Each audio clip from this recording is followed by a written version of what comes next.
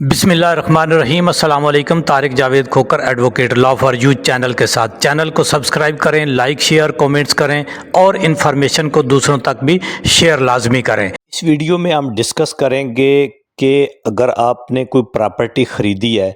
پہلے سے خرید رکھی ہے یا ریسنٹلی خریدی ہے اور اس کو آپ بیچنا چاہتے ہیں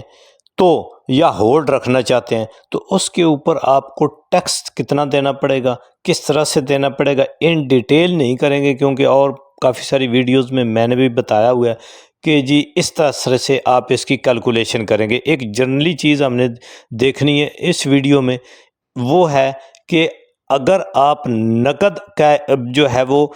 پیمنٹ کریں گے تو کیا ہوگا اور اگر بینک کے تھرو کریں گے تو کیا ہوگا۔ اس کے لیے ضروری ہے کہ ایک تو آپ فائلر ہوں، جس طرح سے ٹیکس ریٹرن جا رہی ہے ابھی 2025 کی، تو یہ اگر آپ فائلر نہیں ہوں گے تو پھر آپ کو پہلے میں نے کئی ویڈیوز میں بتایا ہوا تھا بھاری ٹیکس دینے پڑیں گے، اور پھر کئی چیزیں جو اس جو ہے سال میں نئی ڈالی گئی ہیں یا اس بجٹ کے بعد ڈالی گئی ہیں، جس کی وجہ سے یہ ان کا فارم بھی لیٹ اپ ڈیٹ ہوا اور یہ ٹیکس ریٹرن بھی لیٹ جانی شروع ہوئی۔ اس ویڈیو میں ہم یہ اسپیسیفکلی ڈسکس کریں گے کہ بھئی اگر آپ نے کوئی پراپرٹی خریدی ہوئی ہے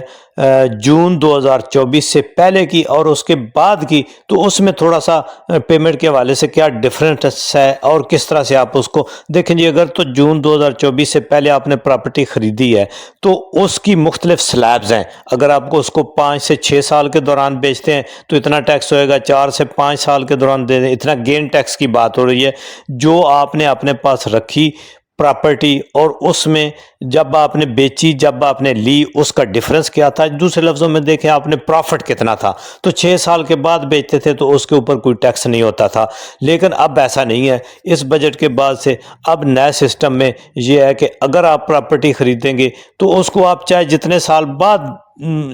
بیچیں گے اس کے اوپر آپ کو ٹیکس جو ہے وہ گین ٹیکس دینا پڑے گا، اور وہ کتنا 15% ہے۔ اگر آپ وہ ہے کہ اگر آپ نے وہ کی ہوئی ہے بینک کے تھرو پیمنٹ تھے، اگر آپ نے نقد پیمنٹ کی ہوئی ہے تو پھر جو ہے وہ آپ کا ساری جو اماؤنٹ ہوگی، مثلا 1 کروڑ کی آپ نے پراپرٹی خریدی ہے تو 1 کروڑ آپ نے اس کو دیا تھا، یعنی اس کی پیمنٹ آپ نے تھرو بینک نہیں کی تھی، وہ آپ نے نقد جو ہے اس کی پیمنٹ کی تھی، لی تھی۔ تو اب اگر آپ نے اس کو بیچ رہے ہیں، جس وقت بیچیں گے تو آپ کی وہ زیرو کنسیڈر ہوگی کیونکہ آپ نے نقد پیمنٹ جو ہے وہ کی تھی اور آپ کو وہ بینک کے تھرو نہیں ہوئی تھی پیمنٹ۔ تو پہلے یہ تھا کہ اگر آپ نے 70 کروڑ کی لی ہے اور 70 لاکھ کی لی تھی اور 1 کروڑ کی فروخت کر رہے ہیں تو کیا ہوتا تھا کہ وہ جو آپ کو پرافٹ ہوا 30 لاکھ، تو آپ نے 30 لاکھ پہ پرماننٹ اس کا دینا تھا ٹیکس۔ کون سا ٹیکس؟ گین ٹیکس، جو آپ کو پرافٹ ہوا وہ۔ لیکن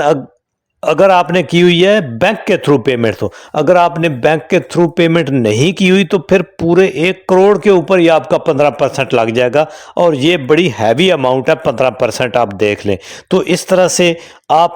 آپ کو نقد پیمنٹس کرنی پڑیں گی، ورنہ آپ کو ہیوی قسم کا جو ہے وہ جرمانہ اور پینلٹی آپ کے اوپر لگ سکتی ہے۔ دوسری بات اہم یہ ہے کہ اگر آپ نے پراپرٹی خریدتے ہیں، اب نئے سسٹم کی میں بات کر رہا ہوں، تو اس کے تحت آپ کو 1.5% جو ہے وہ آپ کو ٹیکس دینا پڑے گا۔ باقی ٹیکس جو ہیں وہ ان کے علاوہ وہ تو آپ نے دینے ہی دینے ہیں۔ اگر فائلر ہیں تو آپ نے فائلر والے دینے ہیں، نان فائلر ہیں تو آپ نے نان فائلر والے دینے ہیں، لیٹ فائلر ہیں تو وہ۔ لیکن میں اس ٹیکس کی بات کر رہا ہوں کہ جب آپ پراپرٹی خریدتے ہیں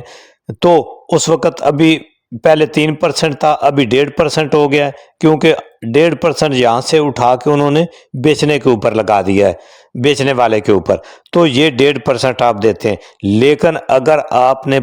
جو ہے وہ پراپرٹی دی ہوئی ہے، خریدی ہے نقد،